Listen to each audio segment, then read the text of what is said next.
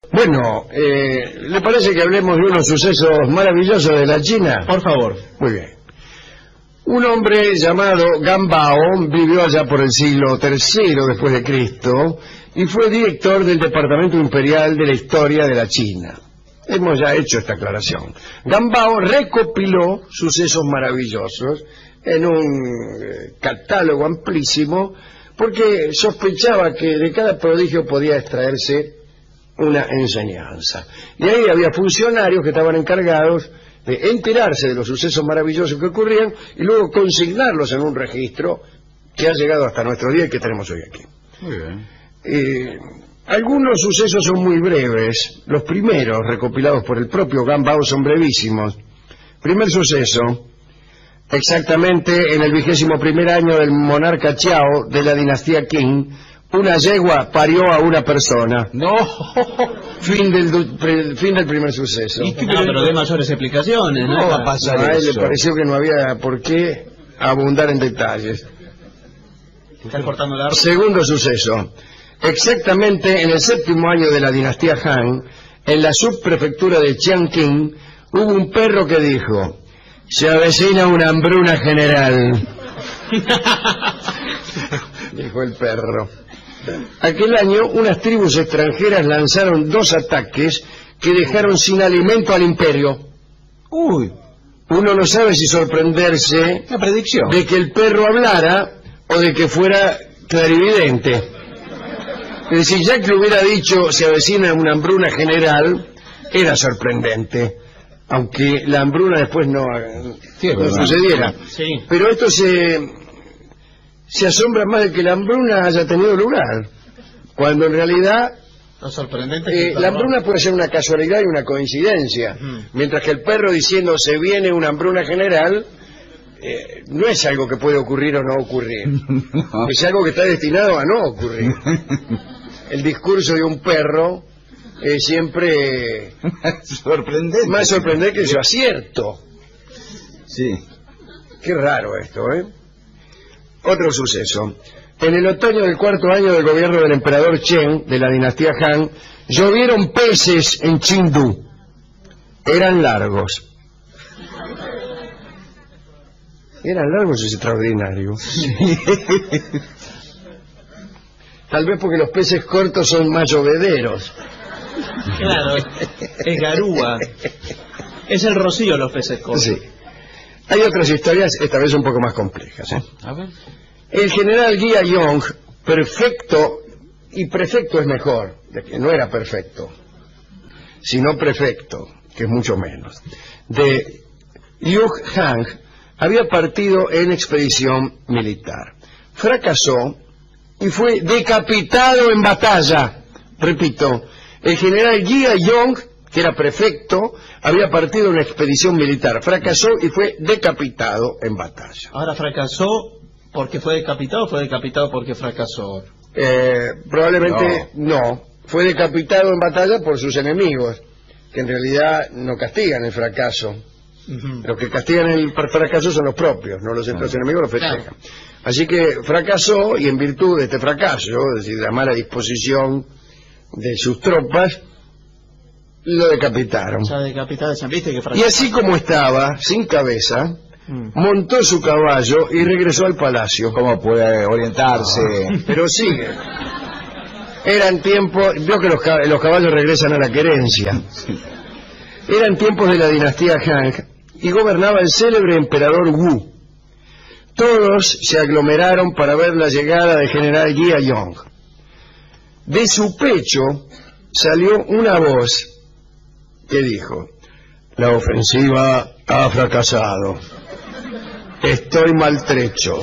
¿Pero por dónde salió? ¿Por un ventrilo? Y siguió diciendo: pero lo que en verdad quería es preguntaros lo siguiente: ¿cómo me veis mejor, con o sin cabeza? Horrorizados, los funcionarios y el propio emperador que estaba allí respondieron: con cabeza.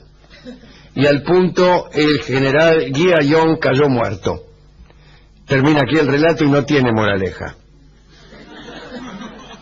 Es extraordinario, es un relato... Mire, si decían sin cabeza, capaz que seguía vivo. Probablemente, pero parece un relato del budismo zen. Sí. Es en este momento donde se produce el satori, la iluminación que nos hace comprender de golpe lo que es nuestra vida. En tiempos del reino de Wu, el general Deng Xin estaba a cargo de una frontera para custodiarla. Un día Deng Xin vio pasar una cabeza volando. Y el general le disparó una flecha y la ensartó. Quedó ensartada la cabeza y sin embargo siguió volando alrededor de la tienda del general, emitiendo sonidos lastimeros, del orden de ay, ay, ay. Y así por 3 días, sin detenerse, hasta que se estrelló contra un árbol, la cabeza. El general Deng Xin se manifestó muy contento de esa circunstancia, ya que así pudo dormir. Qué raro. Terminó el relato. Qué Estupendo este relato. Sería la cabeza del anterior, de la anterior historia. Probablemente. ¿Cómo se puede sustentar una cabeza Es muy raro. en el aire, no? En el aire. Mire que hay motivos para no dormir. Ahora por una cabeza que vuela Por y una cabeza que vuela no se ensartada por queja. uno mismo, ¿no? El Prohibido era un río que fluía por las subprefecturas de Wuwei en tiempos de la dinastía Han. Me vuelo aquí algún chiste porque Wuwei quiere decir no hacer. No hacer nada quiere decir Wuwei. En todo caso, el río Prohibido fluía por la subprefectura de Wuwei en tiempos de la dinastía Han. Había, mejor dicho, en el cauce de aquel río un aire venenoso. Por razones que no se detallan, solo en los meses 11º y 12º del año, que no son noviembre y diciembre en la China, solo en esos meses, digo, podía uno cruzar el río Prohibido y salir indemne. Quien lo intentaba en otros meses era víctima de una enfermedad letal. Incluso los criminales de la zona eran abandonados a orillas del río y en pocos días los encontraban sin vida.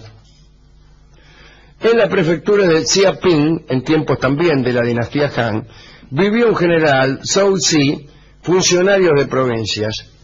Un día en que se dirigía a Longai, se topó con otro hombre que tenía aspecto de funcionario. El hombre llevaba unos papeles en la mano, unos escritos. Zhou Zi le preguntó si quería que lo llevara con su carro a algún sitio. Y el hombre dijo que sí y se subió al carro. Anduvieron 10 leguas. Entonces el hombre le dijo a Zhou Zi que parara porque debía hacer una visita a una casa por la cual estaban pasando y que por favor lo esperara unos momentos. Y le pidió también que le tuviera los escritos, así no tenía que cargarlos. Pero también le advirtió que de ningún modo cometiera la imprudencia de leerlos. En cuanto estuvo solo, Zhou Zi tomó los escritos y leyó.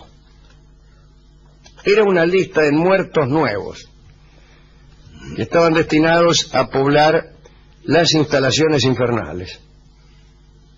Lista de muertos nuevos de este mes, del mes que viene. Entre los últimos nombres, Zhou Zi vio que aparecía el suyo. Y en ese momento volvió el tipo con aspecto de funcionario, que lo era, y del infierno. Y le dijo: ese nombre que has leído, el tuyo, ha sido incluido ahí por tu indiscreción. Y ahora ese nombre no podrá ser borrado de la lista. Pero Zhou Zi rogó, le pidió que no se lo llevara, y el delegado del infierno le dijo: bueno, en agradecimiento por haberme traído en carro, te voy a dar un consejo para evadir la muerte. Debes meterte en tu casa y no salir por 3 años. Y desde luego, no debes decirle a nadie que has visto las listas del infierno. Listo, no dijo más nada. Está bien, correcto, porque por ahí iba a tener un accidente en la calle o algo, y estando en la casa prevenía la muerte. Correcto. Zhou Zi regresó a su casa y permaneció recluido en sus habitaciones durante tanto tiempo que sus familiares ya estaban perplejos. Ya se estaba por cumplir el 3er año. Faltaba un día nada más. Ay, qué claro. Y justo se murió un amigo de la familia. Fue al velorio. Y no quiso ir al velorio. Correcto. No voy, no. Y el abuelo de Saucy se indignó. ¿Cómo? Dice, parece mentira, ¿cómo no va a salir ni para ir a dar el pésame? ¿Qué van a decir? Y lo obligó a hacerlo, invocando el poder de los mayores, que es imposible de ser resistido en la China. En cuantito Saucy pisó la calle, vio al funcionario aquel, y el funcionario se lo llevó. En realidad lo único que sus familiares vieron fue que al pasar la puerta Saucy cayó muerto. Qué historia esa, ¿eh? Un momento. Un día le faltaba. Ahora, ese mayor no sería un funcionario del funcionario. Me suena extraño que faltando un día, en la víspera dicen que nadie muere. Justamente él no murió el día anterior, murió ese. Pero no le faltaba un día. Sí, pero nadie en la le víspera del día de su muerte, Claro, que claro. nadie muere. Pero nadie le aseguró que después de los 3 años podía morir igual. Claro, para mí es mentira. Discúlpeme. Yo Sí, como no. son estos chinos. No sabe por qué no Para estuvo ver. 3 años. Me dio miedo, me dio mucho miedo. Bueno, estos son los sucesos maravillosos que constan en este libro del registro del Departamento Imperial de la Historia de la China, consignados por el funcionario Gan Bao. La China tenía funcionarios, la China clásica, ¿no?, que eran poetas. Incluso la carrera de funcionario incluía el conocimiento de la poesía y un severo examen, del cual hemos hablado aquí. No está mal, ¿eh? Puede pensarse que la poesía aleja otras tentaciones, pero no me parece. Podría creerse que el poeta está tan interesado en su mundo que a veces no es fácil sobornarlo. No sé. Tampoco se puede resaltar la superioridad moral del que hace rima. No sé. ¿Acaso su superioridad intelectual también? Sí, eso sí se puede. No sé. Pero conviene que un funcionario del registro civil sea poeta. Conviene. No sé para qué, pero conviene. Cuantos más poetas hay, mejor andan las cosas. O artistas en general. Artistas en general. Escucharemos el tango por una cabeza, que siempre oímos cada vez que hay una cabeza involucrada. En este caso, la cabeza aquella que rondaba alrededor de la carpa del general que la había ensartado y que no lo dejaba dormir al tipo. Por una cabeza es este tango compuesto por Carlos Gardel y Alfredo Lepera, recordando este episodio No, señor. de la cabeza ensartada. Pero no habla de los pingos. Para disimular. Señor. Disimular. Todo el tiempo estaban pensando en la cabeza que giraba alrededor de la carpa del subprefecto. Señores, comienza este tango en este mismo acto. Adelante.